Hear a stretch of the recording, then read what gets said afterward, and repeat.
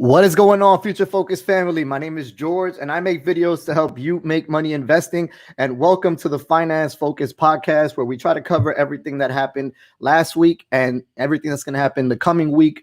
And in order to try to make you make the best investing decisions, although we are not financial advisors, today I'm doing this solo. However, somebody might end up jumping in, and if they do, we'll bring them on. But today we got a lot to cover, so let's get right into it.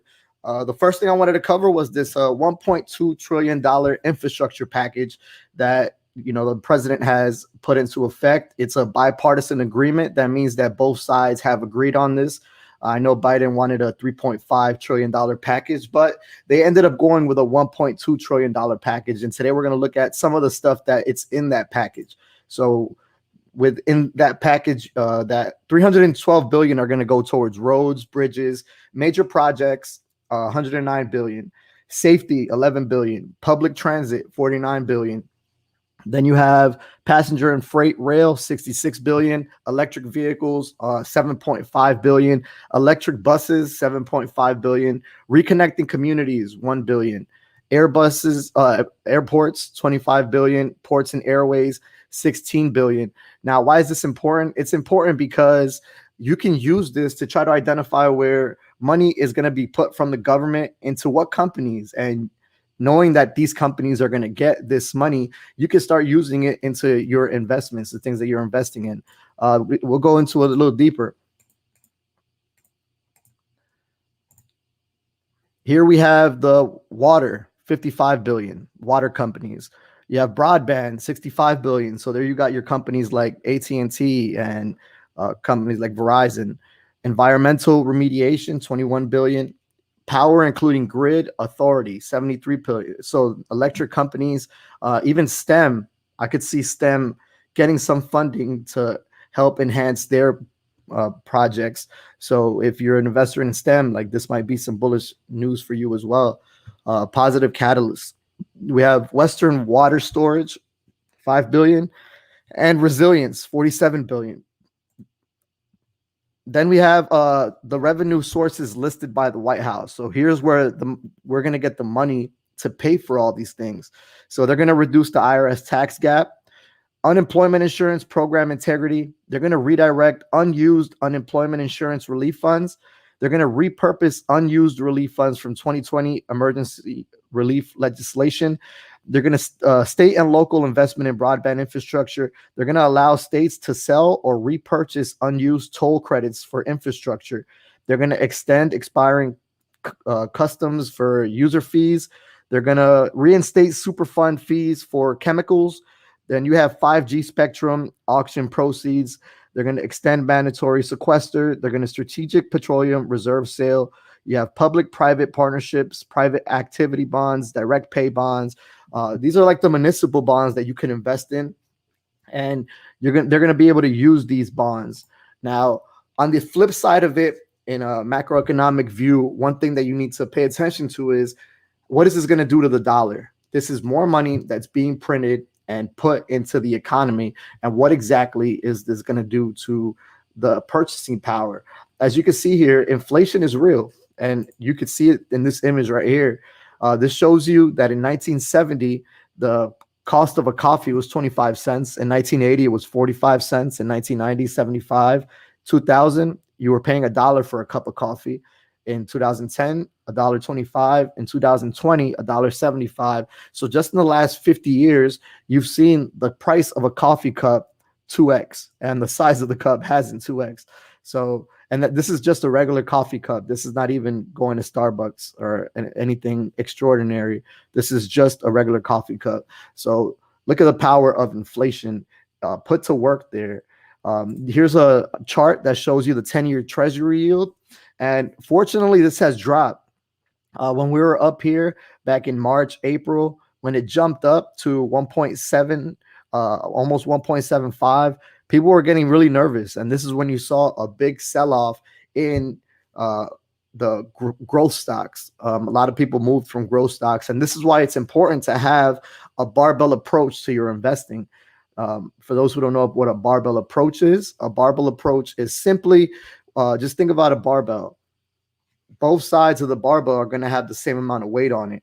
And just think of that as your investment portfolio. You should be equal weighted. And what that means is half of your portfolio right now should be in growth and half of your portfolio right now should be in value. And that's keeping a barbell approach strategy. It's not always the perfect strategy to have through every increment, but right now, where you have a consolidation between 1.46 and 1.75 on the 10-year yield, trying to figure out where it's going next is kind of sketchy. So you just need to protect yourself and hedge against it, because even though we've done great in the last year to date, just starting from January, a lot of the sectors have underperformed, and that's been directly correlated with this right here. Look at this in February. In February, you had like this moonshot of the 10-year yield where it literally jumped from 1.2 base, not even 1.2, 1.15 basis points all the way up to 1.75. And that's scaring a lot of people off. The higher this yield goes, the less attractive growth stocks become, because you're paying more for their earnings per share. So there's something called a multiple, and that multiple is just the amount of times, how long it's going to take you to get your money back when you invest inside of a company. And this is based on the earnings per share that they have. So the valuations of tech companies make sense when this is down, because debt is cheaper and a lot more people are willing to spend money. But the higher this goes, the less sense it makes for some of these valuations in companies like Tesla, Apple, Facebook, so on and so forth. But as this dropped, people are beginning to gain confidence, and we just hit a new all-time high in Microsoft, and Microsoft just got they just became the second company ever to reach a $2 trillion market cap. So congratulations to Microsoft. And then, of course, Apple was the first one. Apple was the first company ever to reach a $2 trillion market cap. But just keep an eye on this. This is going to dictate a lot of where we're going to keep going forward in the years to come. So just keep an eye on this right here. Another thing to look at here is right here. This is from year to date where we're at with the S&P 500, the NASDAQ, and the Dow Jones Industrial Average. And as you can see, they're kind of all in the same place, but like we talked about here, the NASDAQ has a lot of those technology companies that we talked about, a lot of the growth.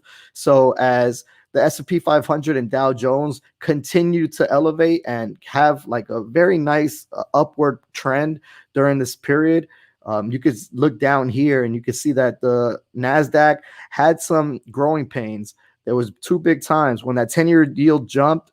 You could see the correlation here, as in March when you had this, if you look here in the dark blue, you had this big drop in the NASDAQ when the NASDAQ was really outperforming, reaching all-time highs. However, these are times to buy. This is a perfect example of when a strategy of dollar cost averaging or price cost averaging is really going to help you out, because you can buy, you might end up buying up here, you might buy here, but then you're going to get a little bit of these bottoms and you're not going to buy just at tops. A natural response and something I've struggled with is, sometimes I get excited when something's green and I would buy, but that's not the strategy you want to have. You want to try to buy things when they're down and not when they're up. So just keep that in mind. All right.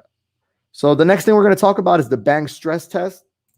Let me turn that off. So the next thing we're going to talk about is the bank stress test that occurred. So we got the news this week from Jerome Powell that the banks passed their stress test with flying colors. So this stress test has been going on since 2008, since the financial crisis.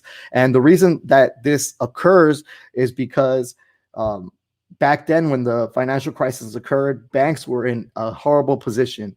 They had to default a lot of loans, and they were leveraged, which means they were, using a lot of debt to invest. And, since then, they've really turned around their the way they invest. So I'm gonna share my screen here. We're gonna look at one of the ones that I'm potentially buying this week. Let me share this.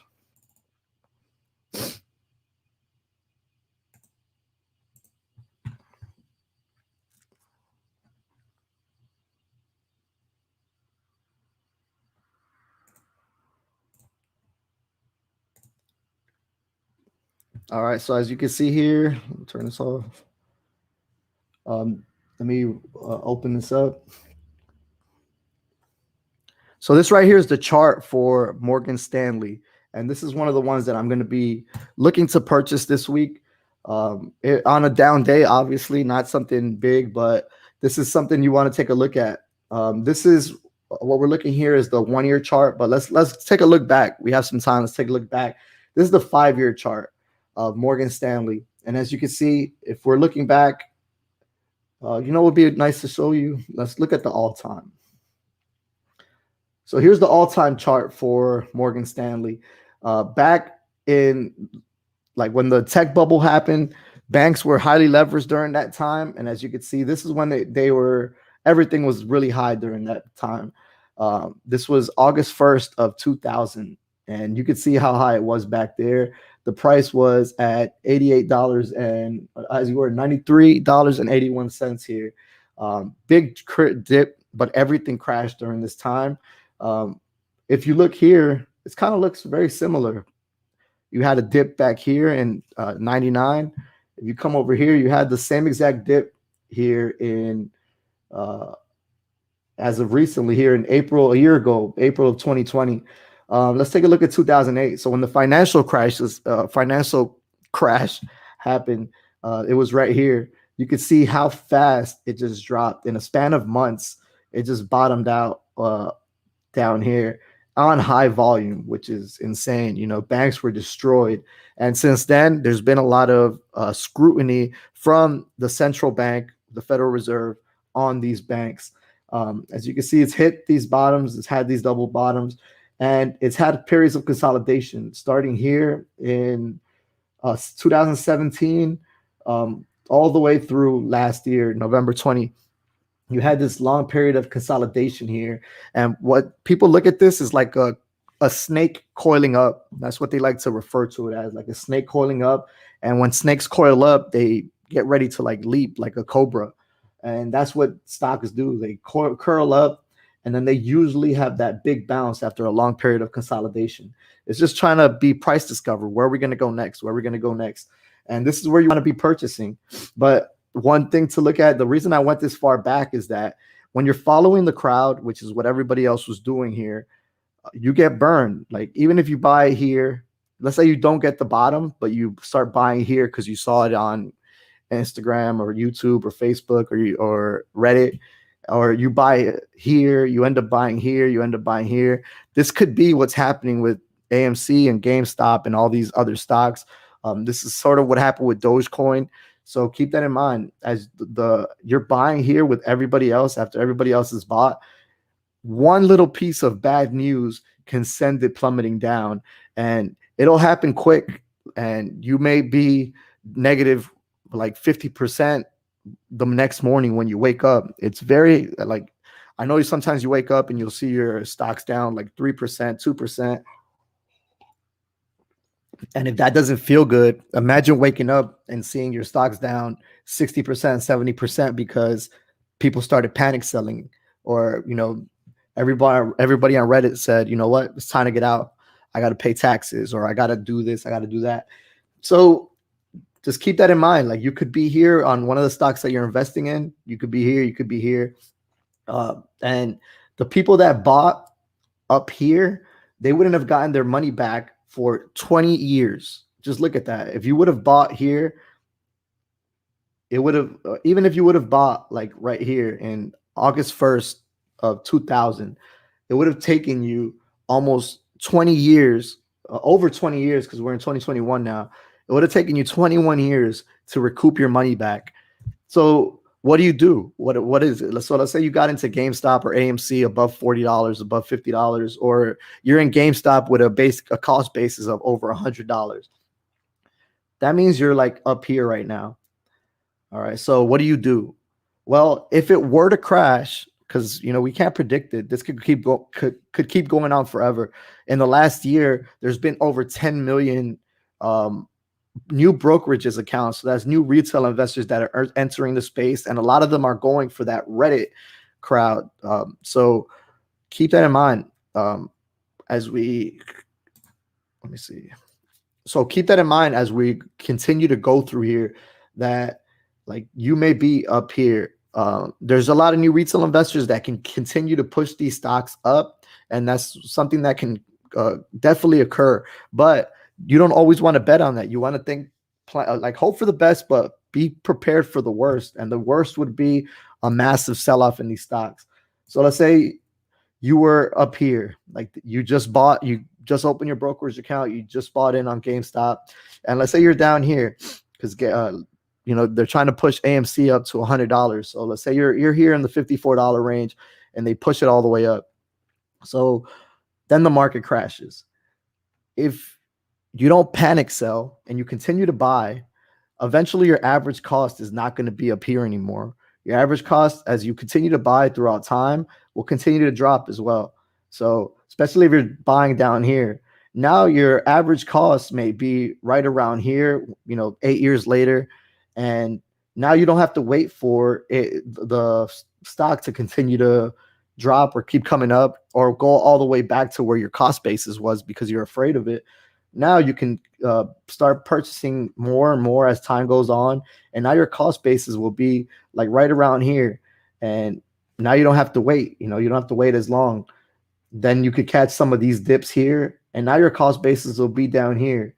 And then as soon as it hits up here, you'll be in pure profit all the way up. So just keep that in mind as you invest throughout time. Have a long-term outlook, because especially here, the market's really hot right now, and that's not always a great thing. As a long-term investor, you want stocks to be low as long as possible because you want to buy things on sale as long as possible. You don't want things to be extremely hot now, because then you can't put your money to work. And if you do put your money to work, you're kind of at risk. So that's one thing to look at. But let's take a deeper look into the Morgan Stanley. We'll take a look at the 3-month chart. And this is the consolidation period we hit. We hit the consolidation here. This was coiling up, getting ready for that big leap. And this was just a beautiful jump up. We'll zoom out. We'll go to year to date. And just look at that's a beautiful chart. All you see is higher highs, little period of consolidation here. You bumped up. What we're going to see next is a period of consolidation here between this area of the $91 range. And I'm going to be a buyer under $90, because now that these banks got through their stress test, they're going to be able to have big buybacks, which means they're going to buy, if there's 1 million shares outstanding, that's just a number I'm throwing out there, they're going to buy 100,000 shares. So now there'll be 900,000 shares outstanding, which you as a shareholder, that brings you more value because there's less shares in circulation. So you'll have more of a piece of the pie, even without buying more. They're buying it for you. So it helps you as a shareholder. Another thing is dividends. They're going to be able to raise the amount that they pay. Historically, that's worked out great for you as an investor, because even like as you saw that chart, one thing that we didn't take into account was dividends that were getting paid throughout that time. Beginning around like 2010 to 2012, banks began paying dividends again. So just that's another thing that you want to be wary of. So just take a look at that. This beautiful chart right here. Let's see. Let's look at another.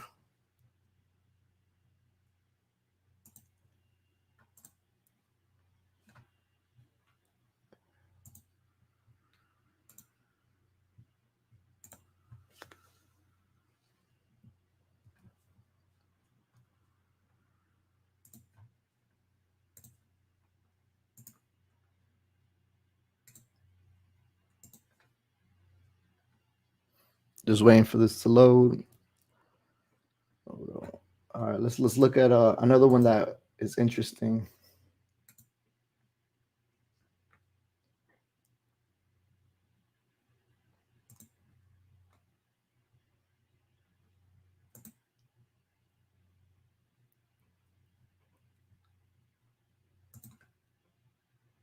All right, Goldman.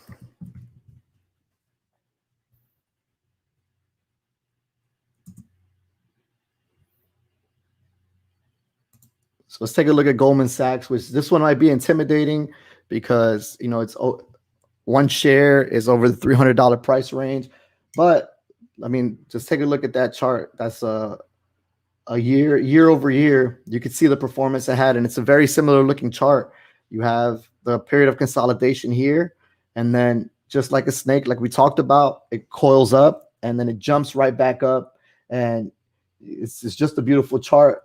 And as a buyer here, you can see that you're down from the highs, which whenever you're purchasing a stock, obviously you don't want to buy it at all-time highs. You're down off the highs, but coming with this next week, you can expect to have all these bank companies rally.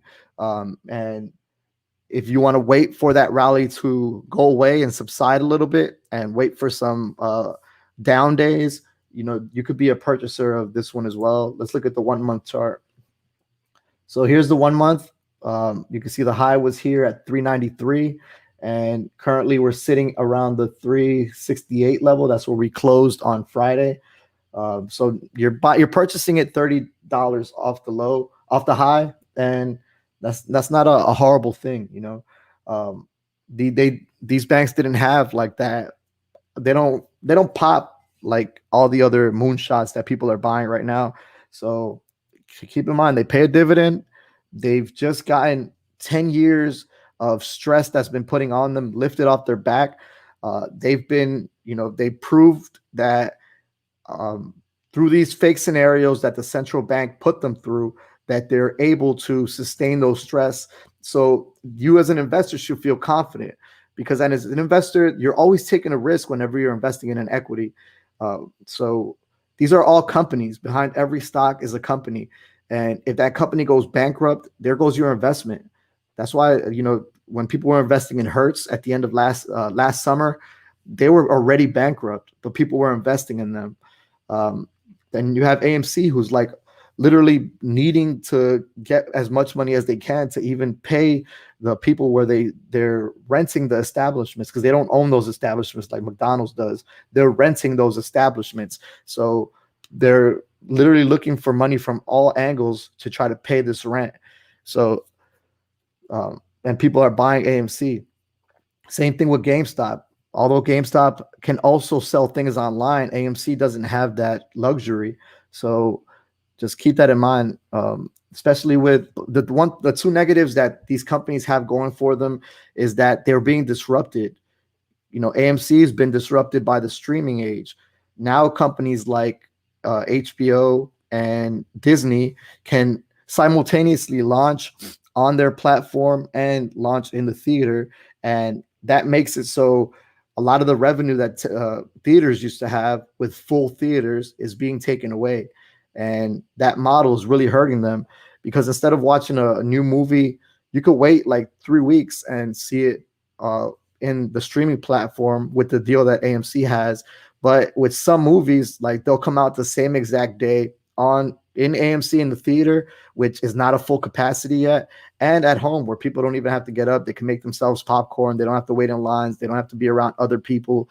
They don't have to worry about catching the virus. And a lot of people just would rather stay at home and watch it in the comfort of their own home, where they can lay down on their couch and watch a movie that's brand new, instead of having to deal with all the nuances that come along with watching it in the movie theater. So just be aware that these companies are great right now because people are, jumping on the bandwagon. But a lot of the people that are jumping on the bandwagon don't really understand all the intricacies that come along with investing in a company. But now these banks are showing you that they've proven that even in the worst case scenarios, if another virus came, if another financial crisis occurred, if they had 1 million people default on their loans, that they would still be able to weather that storm and keep going on and continue to do everything that they've been doing and be profitable.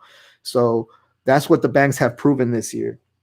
So that's another thing to look at. As we talked about a little bit earlier, we had the infrastructure package.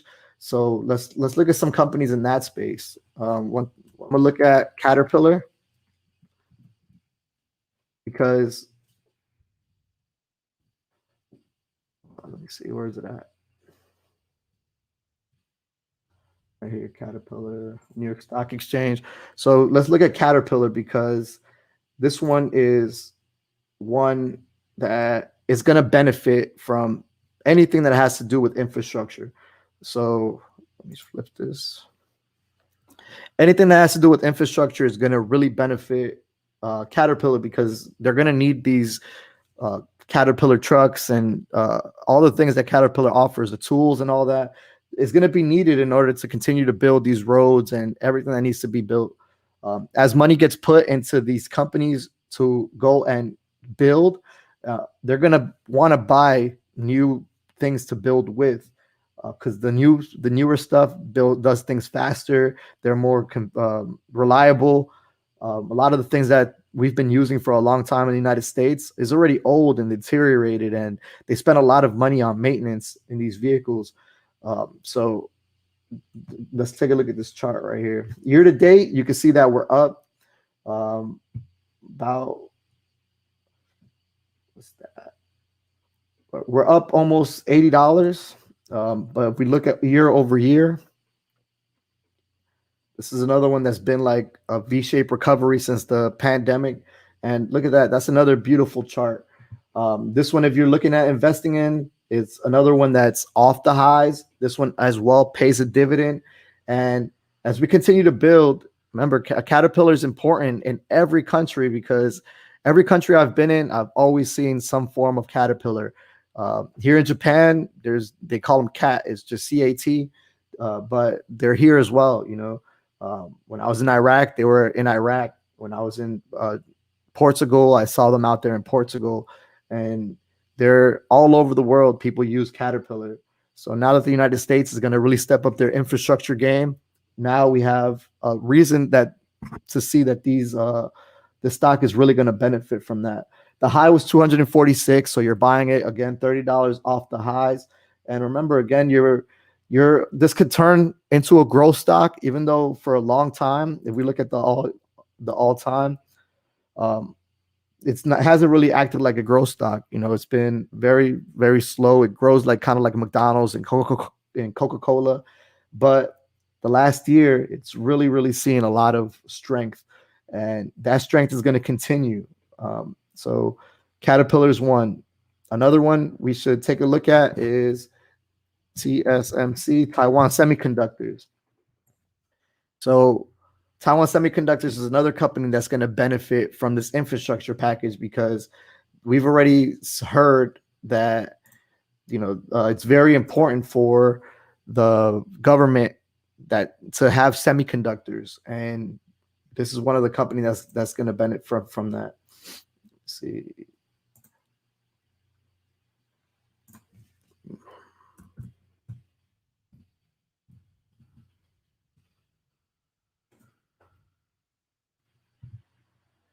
So let's look at the 1-year chart for Taiwan Semiconductors. Here you can see that period of consolidation, like we talked about earlier. If you remember what that means, it means it's like a curl snaking up. It's a snake curling up, getting ready to pounce. That's what you're seeing here. You have your period of consolidation.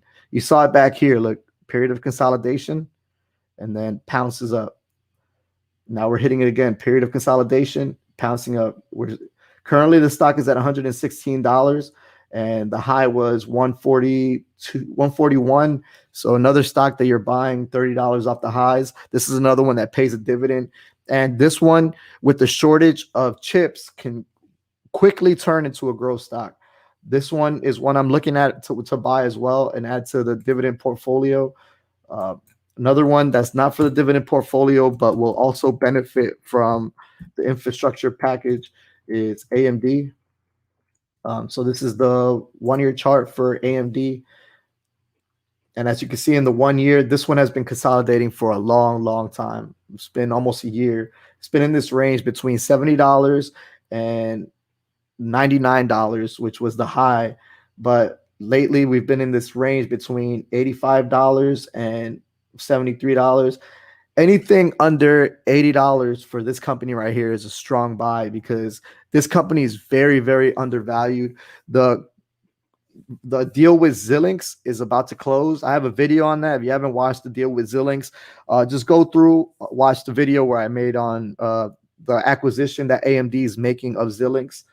But that is going to be huge. A lot of people aren't really putting that into the stock price because since that announcement, the stock hasn't really done anything. It jumped back here when it was announced, but since then it really hasn't done anything. So this stock is really like $120, $130 stock, and you're purchasing it now for under 85. If you could get it under 80, is a strong buy. So this is a strong recommendation buy under 80. All right. But we'll close that up. So here we are. We're at the 33-minute mark. Nobody else jumped on, but that's fine. I hope you guys got something out of this. Let me know what you guys think in the comments below. Let me know some of the things that you guys are buying, some of the things you guys have been selling. But keep an eye on your portfolios. One of the companies, a few videos I'm going to be making this week, I'm going to be talking about PaySafe. Some of the updates on there. They had a big week. I'm going to be talking about SoFi. SoFi has their lockup period expiring, and that's another one that could be a strong buy that I think is very undervalued. So just look out for those. But as always, invest in me and press that like button. Invest in yourself and smash that subscribe button. It costs you nothing. Until next time.